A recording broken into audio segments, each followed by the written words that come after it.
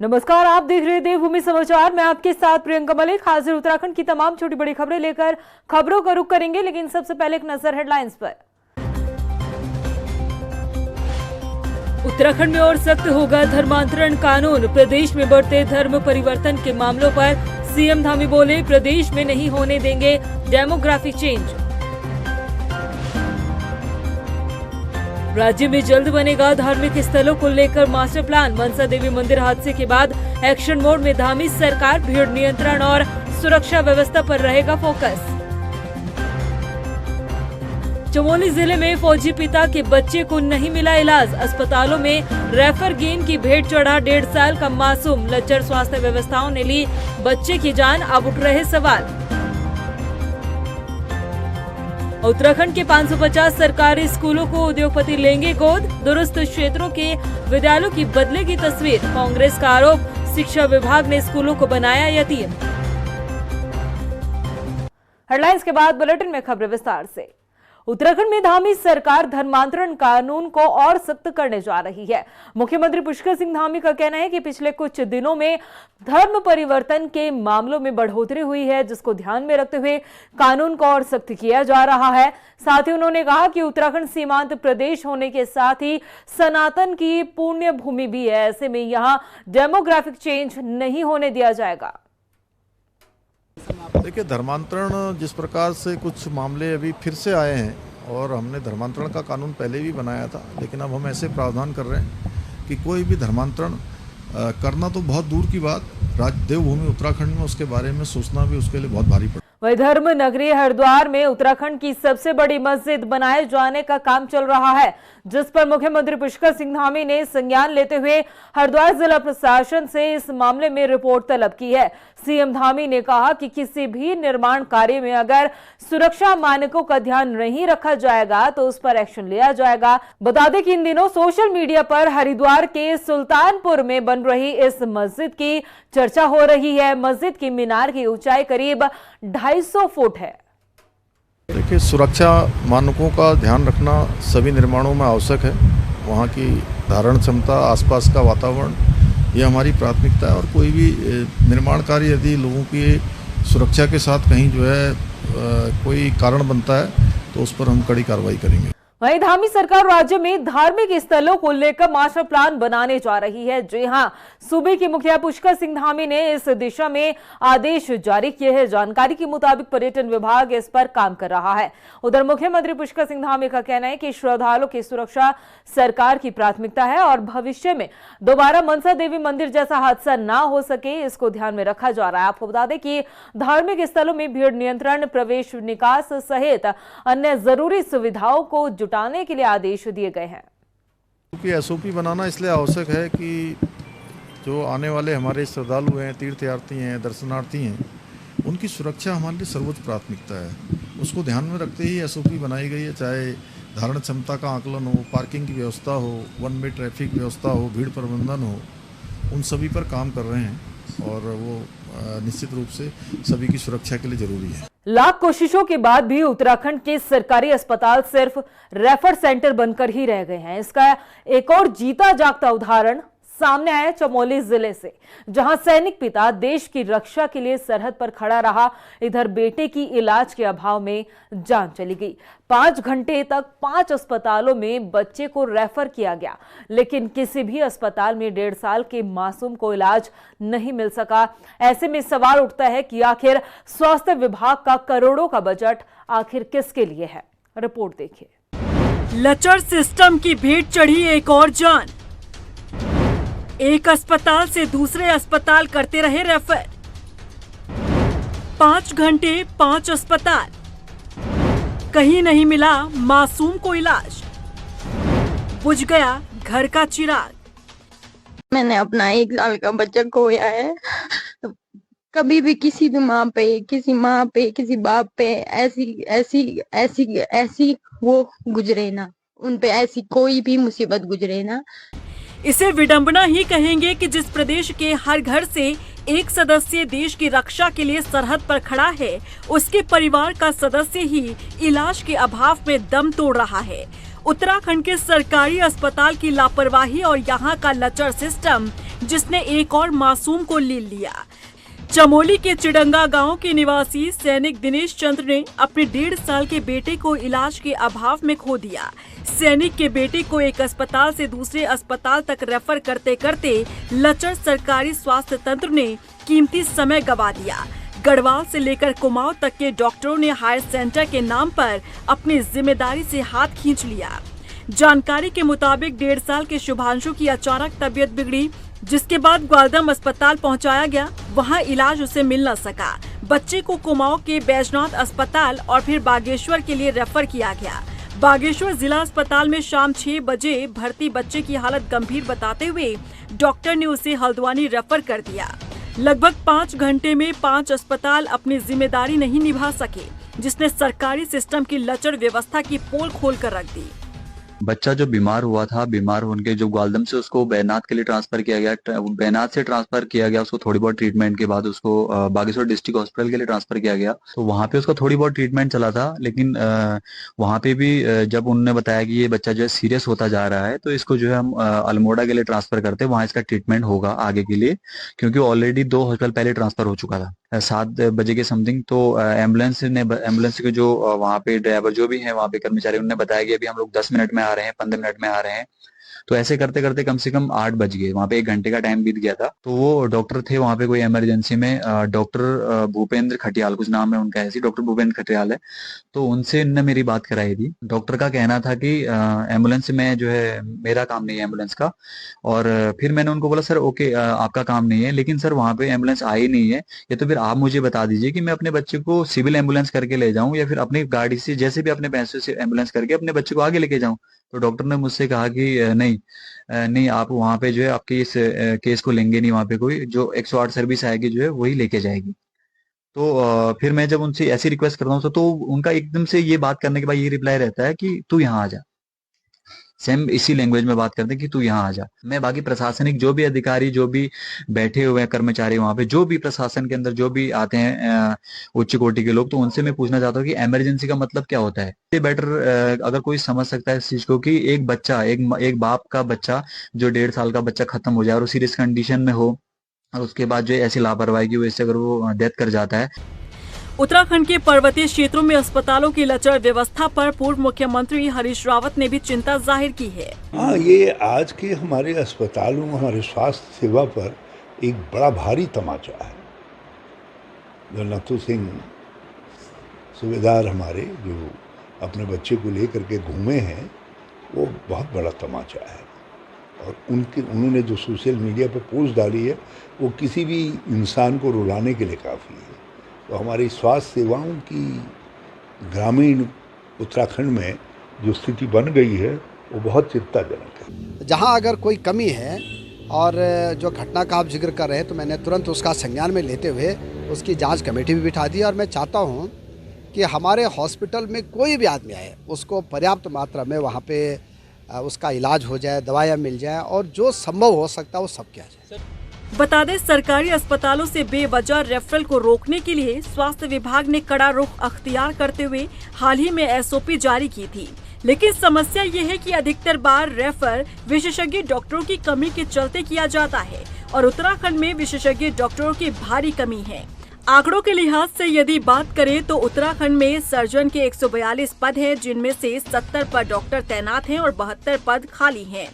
Physician की बात करें तो 178 पद हैं, 50 पद डॉक्टर्स की तैनाती है और 28 पद खाली हैं। ऑर्थो सर्जन की बात करें तो 40 पद हैं ऑर्थो सर्जन के, इनमें से 50 डॉक्टरों की तैनाती है और 10 अधिक डॉक्टर यहां तैनात हैं। आई सर्जन की बात करें 39 पद हैं, इनमें से 50 पर डॉक्टर तैनात हैं, यानी कि 11 अधिक डॉक्टर यहां पर तैनात हैं। एनेस्थेटिस्ट की बात करें तो 179 पद हैं, इनमें से 87 पर डॉक्टर तैनात हैं और 92 पद खाली हैं। रेडियोलॉजिस्ट के 43 पद हैं, इनमें पूरे डॉक्टर तैनात हैं, कोई भी पद खाली नहीं है। पैथोलॉजिस्ट की बात करें तो 47 पद हैं, 52 पर तैनाती है, यहाँ पर भी स्टाफ अधिक है। ईएनटी की बात करें तो 38 पद हैं और 38 की तैनाती है, यानी कि कोई भी पद खाली नहीं। बाल रोग की बात करें 158 पद हैं, जिनमें से 77 पर डॉक्टर तैनात हैं, लेकिन 81 पद खाली हैं। स्त्री रोग की बात करें तो 173 पद हैं, इनमें से 67 पर तैनाती है और 106 पद खाली हैं। फॉरेंसिक की बात करें तो 25 पद हैं, 2 पर तैनाती है, 23 पद खाली हैं। चर्म रोग की बात करें तो 34 पद हैं, 7 पर तैनाती और 27 पद खाली हैं। माइक्रोबायोलॉजी की बात करें तो 18 पद हैं, 8 पर तैनाती है और 10 पद खाली है। मनोरोग की बात करें तो 29 पद हैं और 7 पर तैनाती है, 22 पद खाली हैं। पब्लिक हेल्थ विशेषज्ञ की बात करें तो 95 पद हैं, जिनमें से 28 पर तैनाती है और 67 पद खाली हैं। अन्य विशेषज्ञ की बात करें तो 38 पद हैं, इनमें से 32 पर तैनाती है और 6 पद खाली हैं।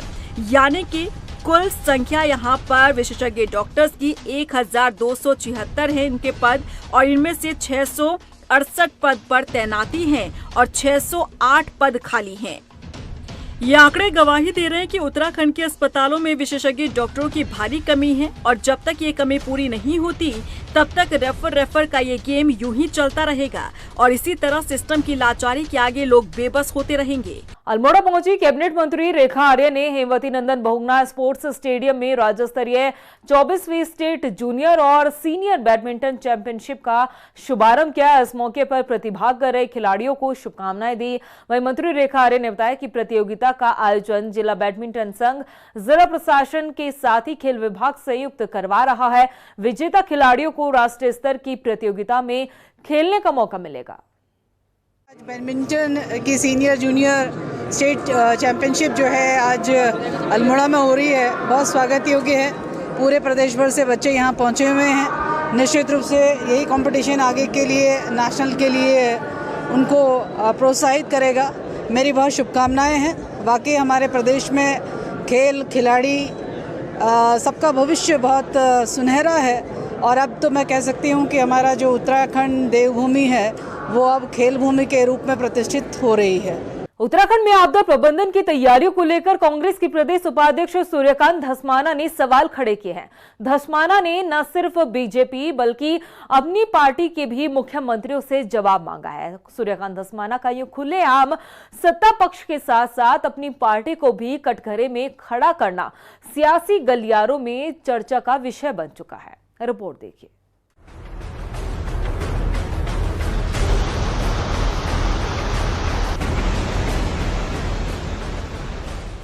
उत्तराखंड आपदा की दृष्टि से संवेदनशील राज्य है। आपदा में कभी भूस्खलन तो कभी बादल का फटना शामिल है। ऐसे में कांग्रेस नेता और प्रदेश उपाध्यक्ष सूर्यकांत धस्माना ने आपदा प्रबंधन की कमजोर तैयारियों के लिए सभी पूर्व मुख्यमंत्रियों पर निशाना साधा है। गौर करने वाली बात ये है कि इसमें पूर्व सीएम हरीश रावत का भी नाम शामिल है। सूर्यकांत धस्माना ने कहा कि किसी भी पूर्व मुख्यमंत्री द्वारा कोई ठोस कदम नहीं उठाया गया। उन्होंने पूर्व मुख्यमंत्रियों से पूछा है कि उनके कार्यकाल में आपदा प्रबंधन के लिए क्या उपाय किए गए और वर्तमान में इस दिशा में क्या कमियां बनी हुई है। धस्माना की टिप्पणी उत्तराखंड में आपदा प्रबंधन के प्रति उनकी लगातार मुखरता को दर्शाती है। 2022 में उन्होंने मुख्यमंत्री पुष्कर सिंह धामी से मुलाकात के दौरान उत्तरकाशी के द्रौपदी का डांडा में हुए हिमस्खलन और जनहानि के बाद आपदा प्रबंधन तंत्र को और मजबूत करने की मांग की थी। वो लोग जो सत्ता में हैं और वो लोग जो सत्ता में रह चुके हैं, उन सबसे मैंने एक प्रश्न किया कि भाई क्राउड मैनेजमेंट के बारे में आपका क्या योगदान रहा है, इस राज्य में आपदा प्रबंधन में क्या योगदान रहा है, उस पर निश्चित तौर पे जनता को जानने का हक है। तो वो मैंने भावुक होकर के, क्योंकि परसों में बहुत विचलित था, और जिस प्रकार से वहाँ लोग दबे हैं, जिस प्रकार से लोग मरे हैं, लोग भगवती के दर्शन करने आ रखे हैं, माँ मनसा देवी के, और भगवती के दर्शन करने वाला आदमी कुचल के मर जाए, उसकी इस तरह से मृत्यु हो जाए, बहुत पीड़ादायक होता है। केदारनाथ में जब आपदा आई थी तो हम कई दिनों तक हम भोजन नहीं कर पाए। तो इसलिए मैंने एक सवाल किया, जो सवाल निश्चित तौर पे जो सब लोगों को जिसका कॉग्निजेंस लेना चाहिए, जिनको मैंने वो एड्रेस किया, और उसका कहीं ना कहीं कोई ना कोई उत्तर जरूर देना चाहिए। वहीं सोशल मीडिया पोस्ट को लेकर पूर्व मुख्यमंत्री हरीश रावत ने स्वागत किया है। उन्होंने कहा कि हम पूर्व में मुख्यमंत्री रहे हैं तो सब लोग सवाल भी हमसे ही करेंगे। उन्होंने बहुत ही वाजिब सवाल उठाए हैं। उन्होंने देखिए, ये एक ऐसी साइड थी जिसमें उन्होंने मुझको भी सवाल के घेरे में खड़ा किया। स्वाभाविक है, मैं भी मुख्यमंत्री रहा, मैं सवाल के घेरे से बाहर नहीं हो सकता हूँ, मगर मैंने अपनी सफाई उनको दे दी, उनको भी दे दी उनके माध्यम से, क्योंकि उन्होंने सार्वजनिक प्लेटफॉर्म पर मुझसे पूछा तो मैंने सामने प्लेटफॉर्म पर अपना जवाब भी दे दिया उनको। बाकी कोई ऐसी बात नहीं है। उत्तराखंड में दैवीय आपदाओं में होने वाले बचाव कार्य को लेकर शुरू से ही सवाल खड़े होते रहे हैं। आपदा प्रबंधन की कार्यप्रणाली को लेकर एक बार फिर सवाल खड़े किए गए हैं, जिसमें कांग्रेस के नेता अपने ही नेताओं पर सवाल खड़े करते नजर आ रहे हैं। अब सियासी गलियारों में इसके कई मायने निकाले जा रहे हैं। उत्तराखंड के दुरुस्त और संसाधन विहीन 550 सरकारी विद्यालयों के कॉरपोरेट घरानों के जरिए गोद लेने की सरकार की योजना पर अब कांग्रेस ने सवाल खड़े किए हैं। कांग्रेस के पूर्व प्रदेश अध्यक्ष गणेश गोदियाल ने कहा कि पहले भी सांसदों ने गांव को गोद लिया, लेकिन अब वो गांव सांसदों की गोद से छुटकने को आतुर है। उन्होंने प्रदेश सरकार पर इन स्कूलों को यतीम बनाने का भी आरोप लगाया। गौरतलब है कि हाल ही में शिक्षा विभाग ने राज्य के 550 सरकारी स्कूलों को कॉर्पोरेट घरानों को देने का फैसला किया है। आज फिर एक अखबार में, तमाम अखबारों में खबर छपी है कि इस प्रदेश के 550 विद्यालय शिक्षा मंत्री जी गोद देने वाले हैं। मैं पूछना चाहता हूं शिक्षा मंत्री जी से कि गोद किसको लिया जाता है। मैं शिक्षा मंत्री और इस प्रदेश की सरकार से पूछना चाहता हूं किसको गोद लिया जाता है। यतीम अगर कोई हो तो उसके लिए अपेक्षा की जाती है कि इसको कोई गोद ले ले। क्या इस प्रदेश की सरकार इस प्रदेश की शिक्षा व्यवस्था को यतीम मान चुकी है? मैं सरकार से पूछना चाहता हूं, क्या सरकार के बस में नहीं है कि सरकार इस प्रदेश के स्कूलों को चलाए? टिहरी के भिलंगना ब्लॉक के श्रीकोट गांव में स्थित राजकीय प्राथमिक विद्यालय भवन पूरी तरह से जर्जर अवस्था में है। हालात ये हैं कि बरसात में ये तय कर पाना मुश्किल हो जाता है कि पानी बाहर बरस रहा है या भवन के अंदर। उधर ग्रामीणों ने बताया कि स्कूल की बिल्डिंग का निर्माण 2007 में हुआ था। पहली बारिश में ही स्कूल की छत टपकने लगी थी। आज 18 साल बाद भी इसकी मरम्मत नहीं हो पाई। बच्चे डर के साए में पढ़ने को मजबूर है। अभिभावकों में भी हमेशा भय का माहौल बना रहता है।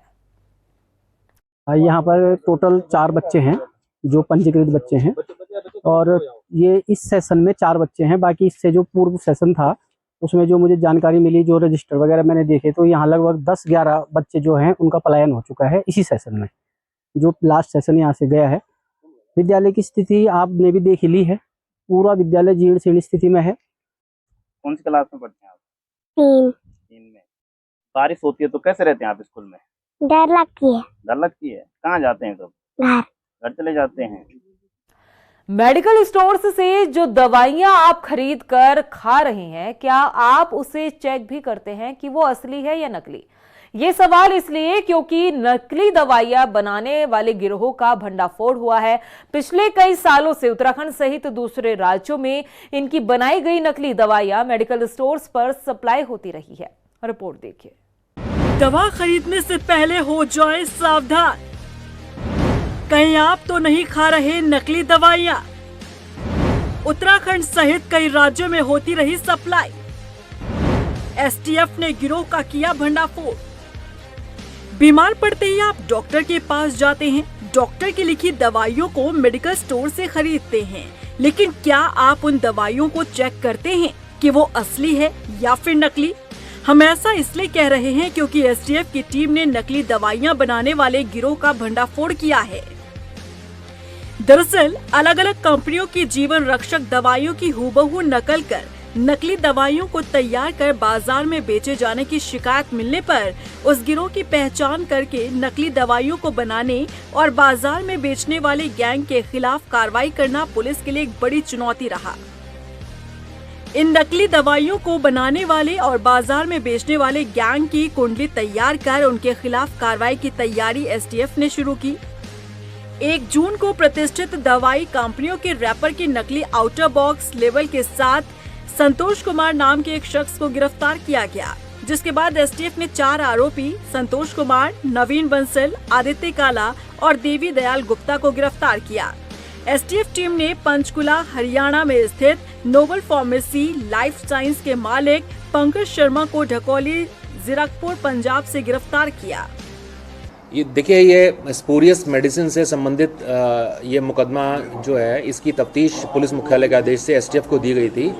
इसमें पूर्व में भी 4 अरेस्टिंग हो चुकी है और इसमें जो मुख्य अभियुक्त नवीन बंसल अरेस्ट हुआ था, तो उसके द्वारा बताया गया था कि पंकज शर्मा जो एक ड्रग लाइसेंस धारक है पंचकुला का, उसके द्वारा ये मार्केट में इनको सप्लाई करता है।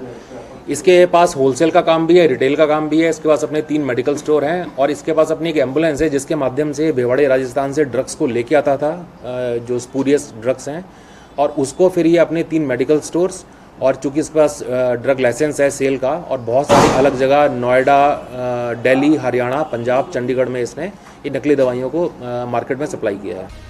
आरोपी ब्रांडेड दवाई कंपनियों की नकली दवाई राजस्थान के रहने वाले नवीन बंसल और एक अन्य व्यक्ति से खरीदता था। उन दवाइयों को नोएडा, दिल्ली, राजस्थान, पंजाब और हरियाणा बाकी राज्यों में मार्केट में बेचा करता था। देखिए, इसमें कॉमन मेडिसिन से लेके बहुत कैंसर की मेडिसिन तक हैं, जैसे कि फॉर एग्जांपल टेल्मा हो गई और पेंटालोप हो गई, वोवेरॉन हो गई, और इसमें जितनी बड़ी बड़ी कंपनीज हैं, फार्मास्यूटिकल कंपनीज, सबकी नकली दवाइयाँ लोग बना रहे थे। जैसे मैंने आपको बताया कि अभी पूछताछ में जो इसने सप्लाई करी है, इसने यूपी के गाजियाबाद, नोएडा क्षेत्र में, दिल्ली में, चंडीगढ़ में, हरियाणा में और पंजाब में सप्लाई करी है। वहीं एसएसपी एसटीएफ नवनीत भुल्लर ने बताया कि इस गिरोह ने अब तक करोड़ों रुपए की नकली दवाइयां कई राज्यों में बेची हैं और ये गिरोह साल 2019 से नकली दवाई बनाने का काम कर रहा है।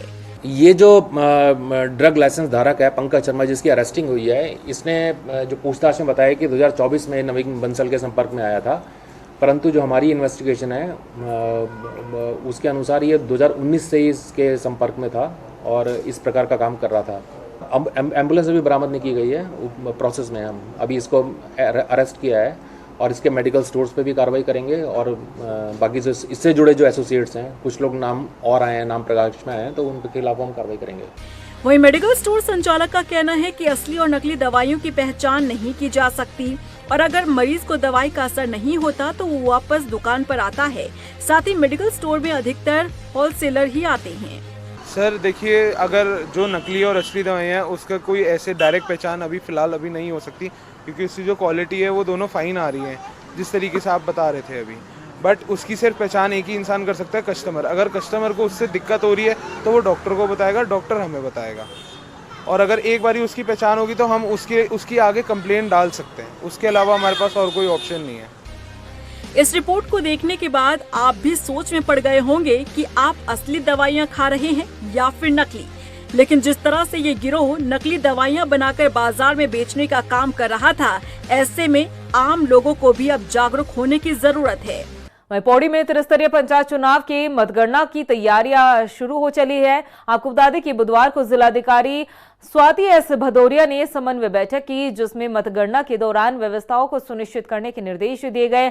डीएम ने बताया कि मतगणना हॉल की बैरिकेडिंग और सीसीटीवी कैमरे से निगरानी की जाएगी। इसके साथ ही मतगणना के दौरान वीडियोग्राफी भी बनाने के निर्देश दिए गए हैं ताकि किसी तरह का कोई विवाद ना हो। अभी हमारी जितने भी काउंटिंग सेंटर्स हैं सभी पे तैयारियां, जो काउंटिंग टेबल्स लगने थे, बैरिकेडिंग और जो उसमें सीसीटीवी आदि की व्यवस्था करनी थी, वो सारी की जा चुकी है। और इसके साथ ही अभी हम लोगों ने लास्ट मोमेंट की जो एक कोऑर्डिनेशन बैठक होती है वो भी आज ली, सभी आरओज, एआरओज, सभी हमारे जो सीडीओ साहब और सभी के साथ में की, और उसमें उनको ये भी निर्देशित किया गया है कि किस तरीके से काउंटिंग टेबल्स की व्यवस्था करनी है, प्रपत्र किस प्रकार से रखने हैं, मतगणना अभिकर्ता जो है उनके पासेज आदि जारी करने के लिए बताया गया है, और जो पर्याप्त कंप्यूटर्स की, बिजली की आदि की व्यवस्था सुनिश्चित रखने के लिए भी बता दिया गया है। तो सभी के द्वारा ये पूरी तैयारियां कंप्लीट की जा चुकी हैं और कल हमारा नियत समय पे काउंटिंग शुरू हो जाएगा। वहीं अल्मोड़ा के भतरोज खान थाना क्षेत्र में एक दर्दनाक सड़क हादसे में एक युवक की मौत हो गई। बताया जा रहा है कि दिल्ली से देघाट की ओर जा रही एक कार अनियंत्रित होकर 200 मीटर गहरी खाई में जा गिरी, जिसमें एक युवक की मौत हो गई और 2 लोग गंभीर रूप से घायल हुए हैं। आज सुबह ही ये केस हुआ, करीब 5 बजे। ये अल्मोड़ा क्षेत्र में गिना जाता है, तिमलिया सवेल्दी जगह है। यहाँ पे एक गाड़ी का एक्सीडेंट हुआ है, उसमें 2 जने थे जो बताया गया है। एक जो इंजर्ड है वो तो हमारे अस्पताल में आ चुका है और एक शायद ब्रॉड डेड था जो कि वो रानीखेत ले गए हैं वहीं से अपने इंतजाम करके। जो यहाँ पे आया है उसे काफ़ी थोड़ी गंभीर चोटें आ रखी हैं, उसको हम मैनेज कर रहे हैं हम। एक तो सर में चोट है, उसकी गहरी चोटें हैं, सर में काफ़ी चोटें आ रखी है थोड़ा अभी मरीज होश में है, उसको स्टेबल करने की कोशिश कर रहे हैं। हड्डी में फ्रैक्चर भी पाया गया है, बाएं पैर की हड्डी में फ्रैक्चर भी है। वहीं लालकुआ में निःशुल्क स्वास्थ्य शिविर का आयोजन किया गया, जिसमें चिकित्सा विभाग के मुख्य चिकित्सा अधिकारी डॉक्टर शिव शंकर पंत ने लोगों का स्वास्थ्य परीक्षण किया। कैंप में आए लोगों को जो शुगर, बीपी और हृदय रोग संबंधित बीमारियां हैं उनकी जांच की गई। इसके साथ ही उन्हें स्वास्थ्य से संबंधित जानकारी भी दी गई।